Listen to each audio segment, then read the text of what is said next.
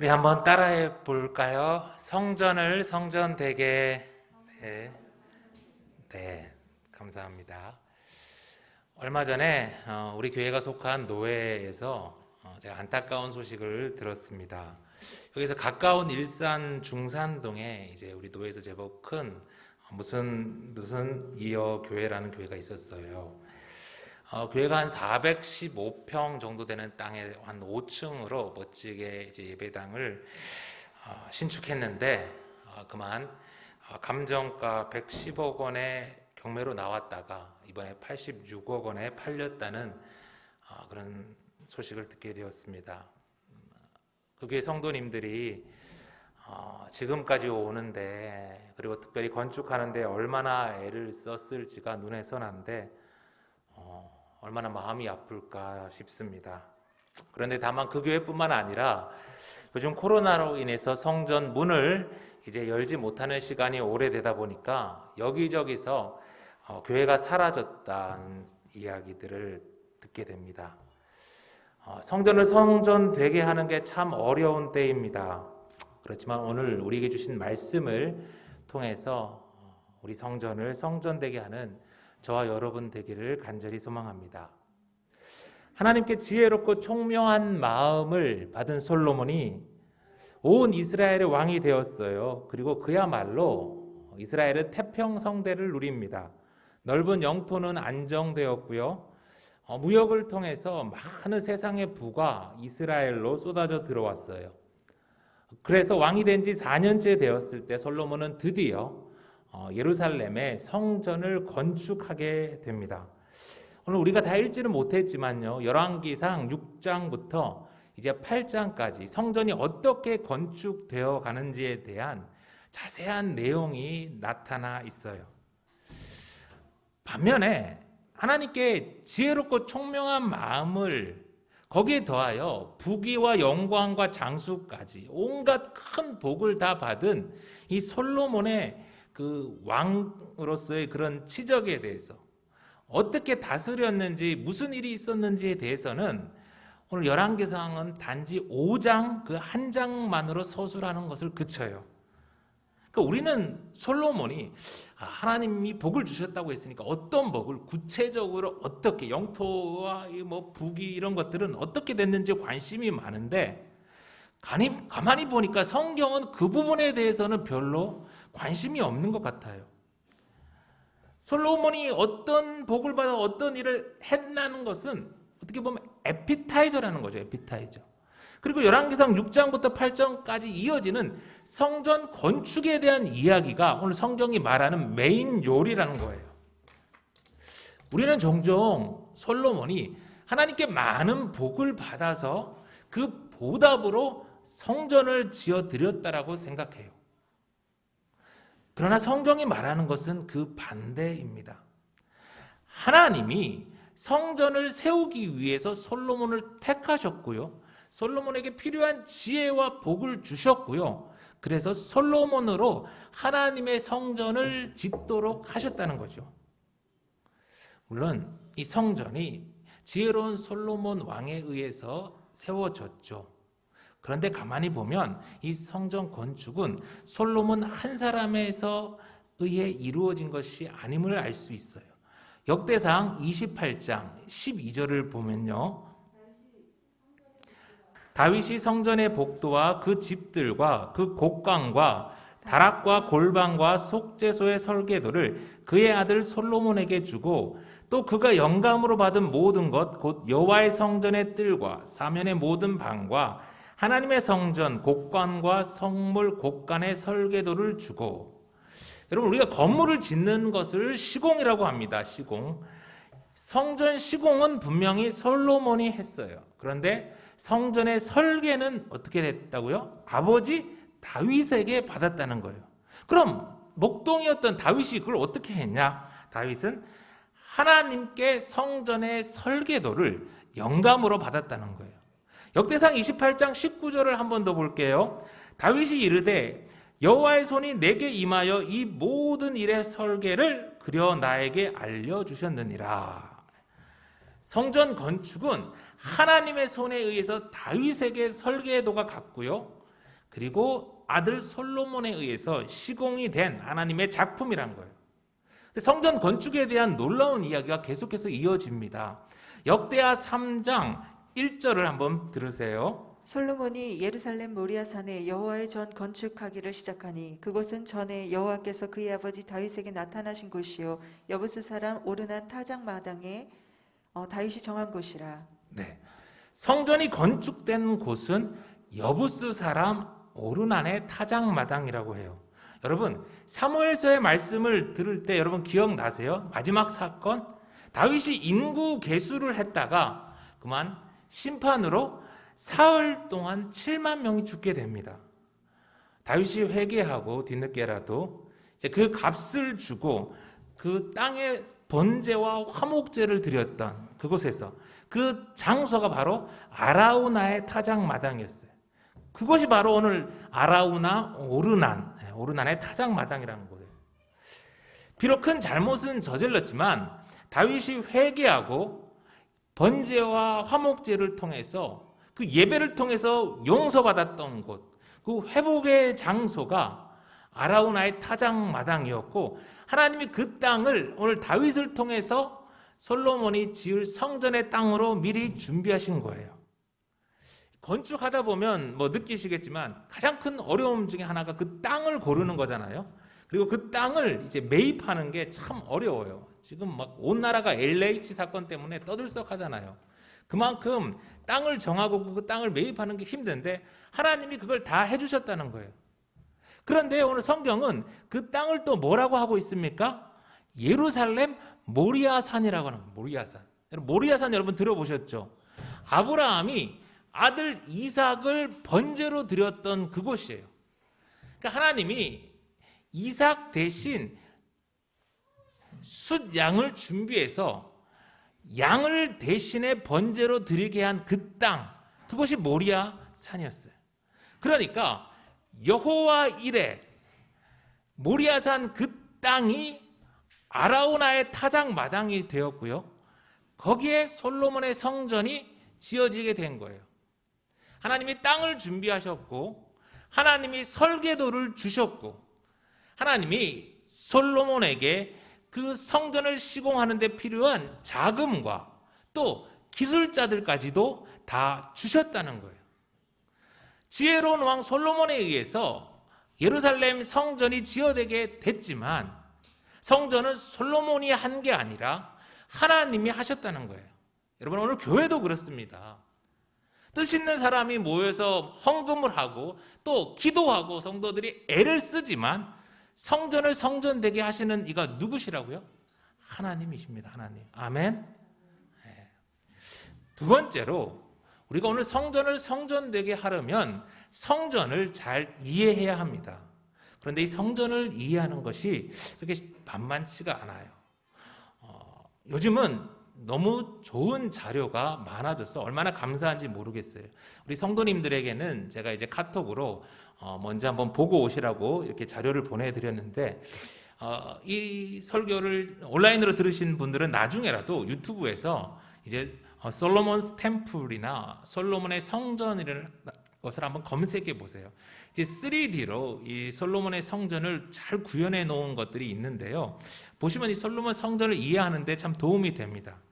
이 솔로몬 성전을 가만히 보면요, 하나님이 모세에게 주신 성막과 많은 부분에 있어서 비슷해요. 이 성막과 같이 이 성전은 이 외부에 대해서는 별로 이렇게 특별히 눈에 띄는 게 없어요. 대신 성전 내에는 번제단과 거대한 놋바다 그리고 좌우로 5개씩의 그런 물두멍들이 놓여 있어요. 성막과의 좀 다른 점은 훨씬 더 크다라는 점이죠. 대신 오늘 성경은 이 성전 내부에 대해서는 아주 상세하게 묘사하고 있어요. 물론 성전 내부에도 성막과 동일하게 떡상과 분향단 그리고 촛대가 있고요. 지성소 안에는 언약궤가 있어요. 그런데 우리가 주목해야 볼 만한 점이 있는데 21절입니다. 솔로몬이 정금으로 외소 안에 입히고 내소 앞에 금사슬로 건너지르고 내소를 금으로 입히고 온 성전을 금으로 입히기를 마치고 내소에 속한 제단의 전부를 금으로 입혔더라. 네, 우리가 이 성전 안에서 이제 주목할 만한 점은요, 이 성전 안에 있는 모든 게 다 금으로 덮여 있다는 거예요. 성전 내부의 기물은 당연히 금으로 되어 있고요, 나무와 꽃들과 그룹들과 새겨져 있는 그런 바닥과 문 이런 데까지도 전부 다 금으로 덮여 있다는 거예요. 여러분, 우리가 주먹만한 여러분 본 적 있으십니까? 금두껍이라든지 이런 것만 봐도 아름답잖아요. 그런데 이 방이, 온 방이 금으로 싹 다 덮여 있다고 한번 생각해 보세요. 그 방에 들어가면 상상은 잘 안 되지만 여러분 어떤 느낌이 드실 것 같아요? 하나님은 그 성전 내부를 싹 다 금으로 도배시키셨어요. 아마 3000년 전에 그때 삶이 그랬는데 인간이 볼 수 있는 가장 아름답고 황홀한 장면이지 않았을까 싶어요. 하나님은 왜 이렇게까지 금으로 성전 내부를 도배시키도록 하셨을까요? 하나님이 금을 좋아하셔서 그랬을까요? 이 말씀을요, 이 하나님의 뜻을 우리가 잘못 이해하면 우리가 성전을 지을 때 교회 내부를 금과 같은 최고급 인테리어로 도배를 해야 한다고 생각하게 됩니다. 그러나 그런 뜻이 아니에요. 성전 내부를 금으로 딱 도배하는 것은 다른 뜻이 있어요. 금은 아름답잖아요. 또한 금은 녹슬거나 변하지 않아요. 그러니까 하나님을 만나고 우리의 죄를 속죄받는 그 자리는 지상에서 가장 아름답고 황홀한 자리라는 것을 말하는 거예요. 그 자리는 변하지 않고 녹슬지 않는 가장 거룩한 장소라는 것이지요. 우리가 이 금으로 도배되어 있는 이 성전 내소를 지나서 더욱 거룩한, 가장 거룩하고 거룩한 지성소로 들어가게 되면 이번에는 이 지성소에서 성막에는 없는 아주 독특한 특별한 것을 만나게 됩니다. 27절을 한번 볼게요. 솔로몬이 내소 가운데 그룹을 두었으니 그룹들의 날개가 펴져 있는데 이쪽 그룹의 날개는 이쪽 벽에 닿았고 저쪽 그룹의 날개는 저쪽 벽에 닿았으며 두 날개는 성전의 중앙에서 서로 닿았더라. 이 정육면체 같은 이 지성소 안에는요, 언약궤가 가운데 놓여 있어요. 그리고 그 언약궤 양쪽으로 거대한 감람나무로 만든 다음에 금으로 싹 다 입힌 약 10규빗, 그러니까 4m 50cm 정도 되는 거대한 그룹 둘이 이렇게 언약궤를 지키고 있는 거예요. 제가 예전에 한번 이 그룹에 대해서 설명을 드렸어요. 기억나시는 분들이 있을 건데, 이 그룹은 단체를 뜻하는 영어 단어가 아니라 히브리어 케로빔이라고 해요. 하나님 가장 가까운 곳에서 하나님을 보자 하는 영적인 존재들이죠. 이 케로빔이 이 언약궤 덮개에도 이렇게 조그맣게 새겨져 있는데 그 지성소 안에 꽉 차게 거대한 케로빔 형상들이 언약궤를 또 지키고 있다는 거예요. 우리가 고고학이나 이렇게 다른 종교들을 여러분이 보다 보면 케로빔과 참 비슷한 그런 존재나 조각, 우상 같은 것들을 여러분들이 볼 수가 있어요. 그러니까 다시 생각해 보면 이 지성소 안에 있는 케로빔 역시 마찬가지로 이스라엘 백성들한테 우상으로 여겨질 수가 있다는 거예요. 하나님은 너희를 위하여 우상을 만들지 말라라고 하셨잖아요. 하나님은 우상을 너무너무 싫어하세요. 그런데 이스라엘이 케로빔을 우상으로 여길 가능성이 있음에도 불구하고 하나님은 왜 그 가장 거룩한 곳에 우상처럼 여겨질 수 있는 이 케로빔을 두었을까요? 그뿐만 아니라 지성소 바깥에 있는 성전 내부 벽에는 보면 벽과 문의 곳곳에 케로빔들이 가득해요. 이것을 이해하려면 우리가 창세기 3장 24절을 좀 보셔야 됩니다. 이같이 하나님이 그 사람을 쫓아내시고 에덴 동산 동쪽에 그룹들과 두루 도는 불칼을 두어 생명 나무의 길을 지키게 하시니라. 하나님은 선악을 알게 하는 나무의 열매를 먹은 아담과 하와를 에덴 동산에서 쫓아내었어요. 그리고 이 죄 지은 아담과 하와가 에덴 동산으로 다시 돌아와서 생명 나무의 열매를 먹을 것을 막기 위해 하나님은 캐로빔들을 그리고 두루 도는 불칼을 두어서 에덴 동산을 지키게 하셨어요. 하나님이 캐로빔들과 불칼로 에덴 동산, 그것도 특별히 동쪽을 지키게 하신 것은 아마도 이 에덴 동산으로 들어올 수 있는 출입문이 에덴의 동쪽에만 있었기 때문인 것 같아요. 에덴으로 갈 수 있는 다른 개구멍은 없어요. 인간이 에덴 동산으로 가기 위해서라면 오직 에덴 동산의 동쪽으로만 들어가야 하는데 그 출입문을 이 캐로빔들과 두루 도는 불칼이 막고 있는 거예요. 여러분, 에덴 동산같이 하나님이 모세를 통해 주신 성막도 그리고 오늘 솔로몬을 통해서 주신 성전도 모두 그 출입문은 동쪽 하나만 나 있어요. 오직 동쪽으로 나 있는 그 문을 통해서만 인간은 지성소를 향하여 나아갈 수 있는 거예요. 그렇게 지성소를 향해 나아가다 보면 에덴의 동쪽을 지키고 있는 캐로빔들을 만나게 되는 거예요. 성전은 인간이 그토록 돌아가고 싶어하는 에덴 동산의 모형이기 때문이에요. 하나님은 성전을 통해서 죄의 결과 죽을 수밖에 없는 인간이 생명나무가 있는 에덴 동산으로 돌아올 수 있는 길을 열어주신 거예요. 그래서 이 성전 안에는 에덴 동산을 상징하는 나무, 열매들 그리고 그룹들이 금으로 도배가 되어 있는 거예요. 그러니까 성전을 성전되게 하는 것은 이 성전을 금으로 최고급 인테리어로 치장하는 것이 아니라 성전이 무엇을 나타내고 있는가, 성전이 우리에게 의미하는 바가 무엇인지를 아는 거예요. 성전은 하나님의 백성들이 하나님께 예배하고 기도하는 장소이며 생명나무의 열매가 있는 아름답고 변하지 않는 에덴 동산의 모형이에요. 여러분, 아멘. 네. 세 번째로 우리가 에덴 동산으로 돌아가고 싶은 것은 거기에 과일이 많아서인가요? 거기에 가면 내가 좋아하는 동물들과 대화도 하고 마음껏 잘 뛰놀 수 있기 때문인가요?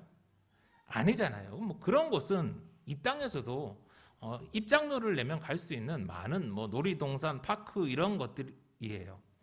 우리가 가고 싶은 에덴 동산이 낙원인 곳은 그곳에는 병도 눈물도 사망도 없는 곳, 바로 하나님의 왕되심이, 하나님의 통치가 온전히 이루어지는 하나님 나라이기 때문이에요. 에덴 동산의 모형으로 우리에게 주신 성전도 마찬가지라는 거예요. 여러분, 성전이 성전되는 것은 고급 인테리어와 여러 가지 첨단 장치로 세팅되어 있어서가 아니라 그 성전에 돈이 많아서 사람이 많아서가 아니라 거기에 하나님의 왕되심이, 하나님의 통치하심이, 하나님의 나라가 온전히 임하기 때문이에요. 아멘. 예, 솔로몬 성전은요, 솔로몬 왕의 최전성기에 7년 동안에 걸쳐서 온 이스라엘이 힘을 다해서 지은 성전이었어요. 여러분, 그런데 그 솔로몬의 성전이 얼마나 클까요? 2절의 말씀 우리 한번 볼게요. 솔로몬 왕이 여호와를 위하여 건축한 성전은 길이가 60규빗이요 너비가 20규빗이요 높이가 30규빗이며. 여러분, 한 규빗은요, 여기 팔꿈치에서 이게 손끝까지를 나타내요. 대략 약 45cm입니다. 그러니까 솔로몬 성전의 크기는요, 길이가 60규빗, 그러니까 길이가 약 27m, 너비가 29규빗, 약 9m, 높이가 30규빗, 13.5m라는 거예요. 길이랑 너비를 곱하면 이 성전의 바닥 면적이 243제곱미터, 평으로 환산하면 대략 성전 바닥의 크기가 73평입니다. 73평. 73평의 땅에 4층, 5층 정도의 높이로 세워진 건물이 솔로몬의 성전이에요. 제가 20대에 유럽을 이제 배낭여행을 가게 된 기회가 있었어요. 거기서 교회 다니니까 이제 유명하고 멋진 예배당을 꼭 보고 싶어서 찾아갔어요. 파리의 노틀담 사원, 로마 이제 바티칸 시티에 있는 성 베드로 성당, 이런 곳을 찾아가 보면서 야, 정말 크고 아름답게 잘 지었다. 가서 보기를 참 잘했다. 그런 생각을 했었어요. 결혼하고 30대가 되어서 한 10년 만에 한 번 더 유럽을 가게 된 적이 있었는데 이제 그 예배당을 함께 간 아내에게도 보여주고 싶었죠. 그래서 보여주면서 이제 갔는데 두 번째 봐서 그런지 이게 느낌이 좀 다른 거예요. 그때는 정말 크고 대단해 보였는데 야, 이게 사람 눈이 참 간사한가 그렇게 생각을 했는데 곰곰이 생각해 보니까 그게 아니더라고요. 제가 한 10년 정도 서울에 살면서 서울에서 하도 큰 교회들을 많이 보다 보니까 어느덧 눈이 거대한 성전에 익숙해져 있었던 거예요.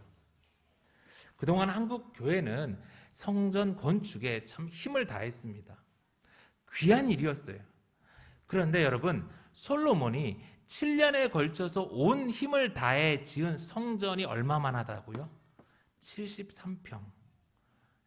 사랑하는 성도 여러분, 하나님이 준비하시고 하나님이 설계하시고 하나님이 가장 지혜로운 왕을 통해서 온 힘을 다해 짓도록 한 성전도 그렇게 크지 않았어요. 이집트에 있는 카르낙 신전, 바벨론에 있었던 그런 신전들, 심지어 교회가 지은 성 베드로 성당조차도 하나같이 그렇게 크고 거대한데 왜 솔로몬의 성전은 73평밖에 되지 않았을까요? 이방 사람들은 그들의 신이 성전 안에 산다고 생각했어요. 그래서 그들의 신들의 집을 크고 아름답게 지었어요. 그 집을 짓는 것에 대해 따라서 그 통치자의 권위가 생겼어요. 그러나 예루살렘 성전은 하나님이 사는 집이 아니에요. 하나님이 그 성전 안에 갇혀 계시지 않아요. 성전은 백성들이 예배를 통해서 하나님을 만나는 장소이고 기도하는 집이면 되었어요. 이스라엘 백성들의 삶은 성전 밖에서 이루어졌어요. 성전은 백성들이 사는 집이 아니잖아요. 성전은 하나님을 예배하고 기도할 수 있으면 충분한 거예요. 그러니 성전을 크게 지을 이유가 없었어요.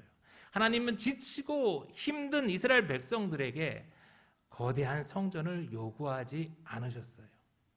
그런데 안타깝게도 오늘 교회는 자꾸 거대한 성전을 짓도록 하고 성도들을 그 성전 안에서 살도록 해요. 하나님도 그 성전 안에 들어와야만 만날 수 있는 것 같아요. 힘을 다해 성전을 크게 짓고 편리한 주차 시설을 갖추고 멋진 인테리어들을 갖추어요. 온갖 좋은 프로그램들을 성전 안에서 돌리고 성도들이 성전 안에서 일주일 내내 살아가는데 불편함이 없도록 해요. 백화점에 가던 사람들이 이젠 성전 안에서 살아도 어려움을 별로 부족함을 느끼지 못해요. 만날 사람도 필요한 것들도 성전 안에 다 있으니 세상에 나가기도 싫고 세상 사람들과 부딪히기도 싫어요. 어느덧 성전은 성도들의 복합 쇼핑몰이 되었어요. 성전을 성전되기에 하지 못할 때 하나님은 솔로몬의 성전도 무너지게 하셨어요. 바벨론의 포로로 있다가 돌아와서 어렵게 지은 수룹바벨의 성전도 하나님은 무너지게 하셨어요. 헤롯 왕이 46년 동안에 걸쳐서 다시 더 크고 멋지게 지은 그 성전도 채 30년이 못 가서 돌 위에 돌 하나도 남지 못하고 다 무너졌어요. 여러분, 하물며 우리가 뭐라고 우리가 지은 성전이 영원하겠어요? 성전이 성전되지 못할 때 건물은 다 무너집니다. 아브라함이 번제를 드렸던 그 제단, 아라우나의 타작마당, 그리고 솔로몬의 성전이 세워졌던 그 자리에 지금은 이슬람의 황금둠이 서 있어요. 여러분, 그렇다고 하나님이 망하셨나요? 하나님의 구원의 계획이 무너졌나요? 멈추었나요? 아닙니다. 인간이 지은 성전은 다 무너졌지만 인간을 구원하시기 위해 하나님이 이 땅에 성전을 세워가시는 하나님의 계획은 무너지지 않았어요. 멈추지 않았어요. 성전을 지어서 인간을 구원하시는 하나님의 그 프로젝트는 건물 성전이 아니라 이 땅에 참 성전으로 오신 예수 그리스도를 통해서 성취되었습니다. 이제는 우리는 더 이상 무너질 건물 성전이 아니라 길과 진리와 생명으로 이 땅에 참 성전으로 오신 예수 그리스도를 통해서 천국으로 갈 수 있어요. 예수 그리스도를 통해 우리는 죄를 용서받고 영생을 취하고 우리가 그토록 기다렸던 낙원 에덴으로 돌아갈 수 있어요. 이제 하나님은 참 성전이신 예수 그리스도의 몸된 교회를 통해서 바로 저와 여러분을 통해서 구원의 계획을 이어가고 계십니다. 철근과 콘크리트로 세워진 성전이 아니라 교회된 저와 여러분이 이 귀한 사명을 감당하는 하나님의 성전인 거예요. 이제 말씀을 마칩니다. 사랑하는 성도 여러분, 성전이 성전 되도록 우리 첫째, 성전을 성전되게 하시는 이가 하나님이심을 잊지 말아요. 두 번째, 성전을 성전되게 하는 성전의 의미를 우리 잊지 말아요. 마지막으로 성전을 성전되게 하는 것은 그 안에 금으로 있는 도배되어 있는 것도 아니고 그 안에 있는 돈과 사람도 아니고 하나님의 왕되심, 하나님의 통치하심, 하나님의 나라라는 것을 잊지 말아요. 이제 이 땅에 참 성전으로 오신 주님은 우리도 하나님이 거하시는 거룩한 성전 되기를 원하십니다. 오늘 저와 여러분의 삶을 통해서 하나님의 나라를 이 땅에 임하게 하는 성전된 삶을 살아가는 저와 여러분의 오늘이 되기를 간절히 소망합니다.